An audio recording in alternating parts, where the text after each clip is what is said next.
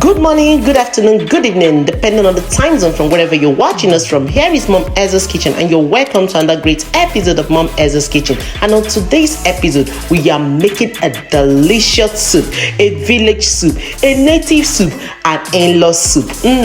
All the soup are in the soup. But before we jump into this recipe, if today is the first time you're noticing my channel, or you are just waka passing and you observe this authentic, delicious delicacy channel, or somebody out there told you about Mom Ezra's Kitchen, definitely you are just at the right place. Do me a huge favor by hitting that subscription button and also the notification bell just by the subscription button, and activate it for all so that you'll be the first to be alerted as soon as I upload new videos. And for my old and returning subscribers, you all are just the best. Thanks for always coming, watching, liking, commenting, and sharing out my videos. I don't take that for granted. For my fellow content creators, you all are just the best. And all I can say is God bless you all out there. So people, today we are making a delicious soup, a postpartum soup, a village soup called what? Called Nsala. Yes, we are making Nsala, and this Nsala was just a great recipe. So people, if you want to see how the soup was prepared from the beginning to the end, from the introduction to the dishing into the plate,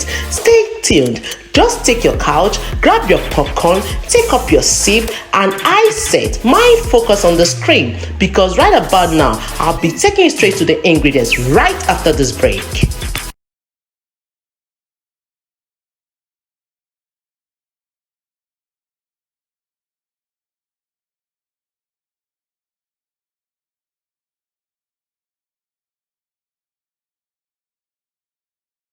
So people, you can see the ingredients well displayed just as it is. And first thing I'll be showing you here is the major ingredient, which is what? The yam. Did you see that? That is the yam that we'll be using as our thickening agent in this great recipe.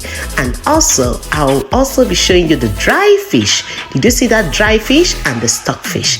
Here we have the spinat, frozen spinat, because I don't have access to otazi or any leaf you wanted to use for this. So what is available is the spinat, and that is why I'll be using the spinat to give it that living in green life in the soup.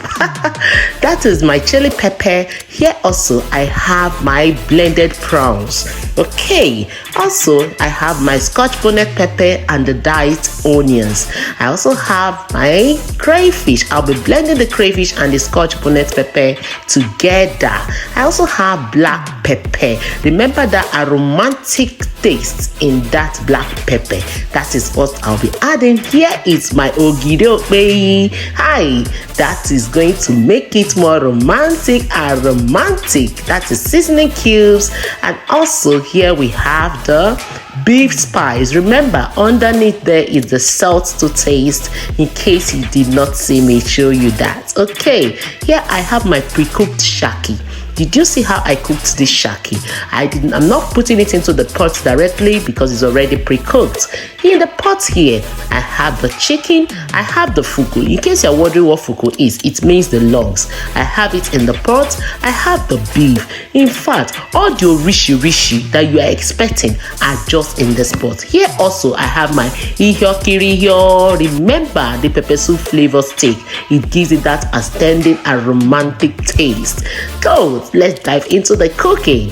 So people, did you see I'll be adding in first and foremost the chopped onions into the pot, and that is just what you saw me doing. In case you have watched me to this time and you have forgotten to share me out, tell me what you're waiting for. Please go and share me out and let's share this love together. You know it, people.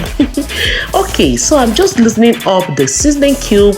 I'll be putting that also into the pot. I'm only adding just one. The remaining one will be using it later on in the cooking. So also I'll be adding in the beef spice, and that is just what you saw me pour into the cover of the container. That is about a teaspoon. I added that as well. I'm also putting in the black pepper just about a teaspoon as well, and you will see that just as it will jump into the pot. And you're still new here and you're watching me to this time, remember to go and hit that subscription button and let's continue. And that's how we do it. So I'm adding up right now the salt to taste, just the salt to steam the meat or cook the meat, either ways. Okay, so I'll be adding that up and you have just seen me do just that.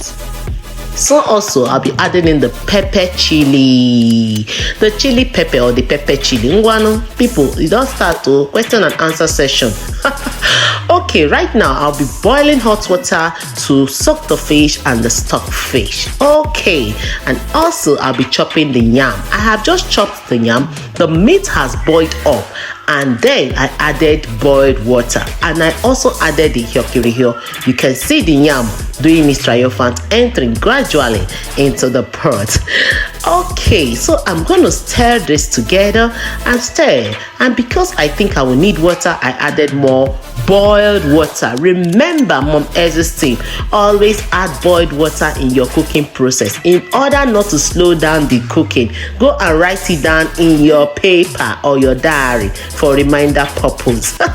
So I just covered the pot and it boiled up, and I brought this open, and now I'm taking out the chicken. So as you can see, I'm taking out the chicken because I don't want it to overcook. If I allow the chicken to cook with the beef, that means it will all turn to poto inside our pot. And we don't want it like that. So this is another tip. Go and put it in your reminder for reminder purpose. Okay, so I am just taking the chicken out from the pot, as you can just see me doing, and I'm doing that gradually. Remember, the yam is also there, everything is there.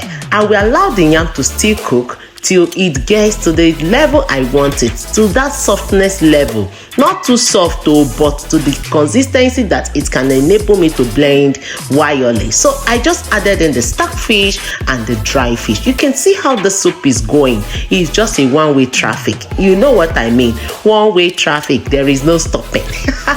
So people, I'm trying to control the texture of the yam, whether it is ready to be blended or not. So I just think it should cook for another 5 minutes. Then after that, I'll be taking the yam off because it is now ready to be blended. As you can see, are you seeing what I am saying? Say yes if you know it. Say yeah. So I am just taking out the yam gradually.